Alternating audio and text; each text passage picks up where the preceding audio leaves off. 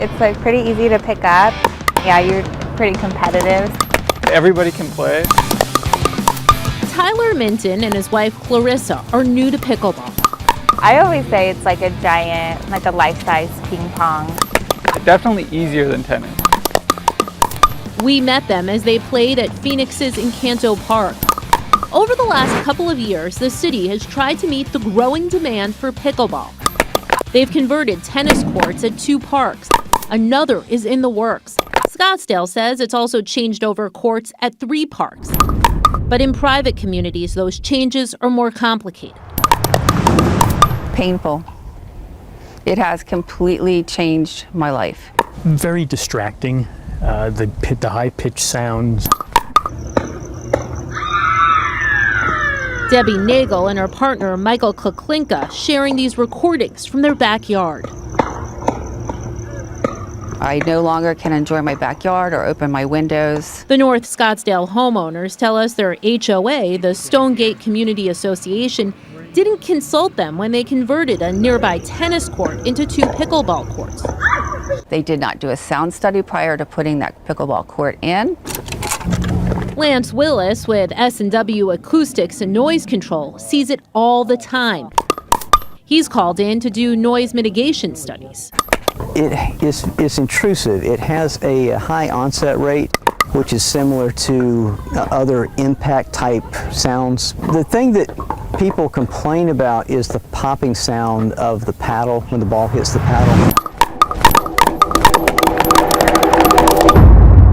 There's just a lot more people that can play at one time. In a conversion, a tennis court is turned into 2 pickleball courts.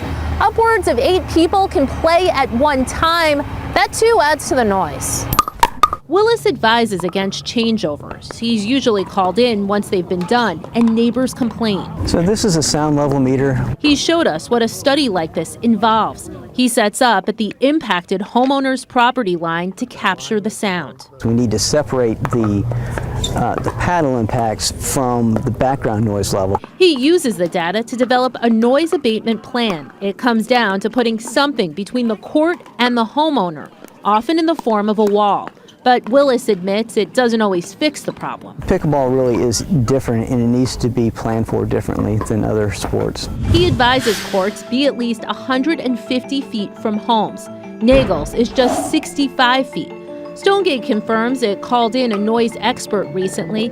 They recommended building 2 12-foot walls at a cost of $140,000. Neighbors voted it down. I think the HOAs are trying to make everybody happy. The last resort is suing. Attorney Robert Ducharme, who's based in New Hampshire, has handled several of these cases. So it's a new noise, and people aren't used to it, and they're not sure how to handle it yet. Ducharme explains that in private communities, HOA boards control the common areas. The courts have routinely said as long as they're not doing something blatantly illegal, they can do anything they want. Do they have any ground to really stand on?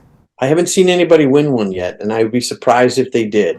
In a statement, Stonegate tells Arizona's Family Investigates the association takes all resident concerns seriously and several months ago took the step of limiting the pickleball court's hours of use in order to address the noise complaints. It's a great sport, I'm sure, and my problem isn't really with them. So what would you like to see happen? Ideally, to have the courts removed. That was a good volley.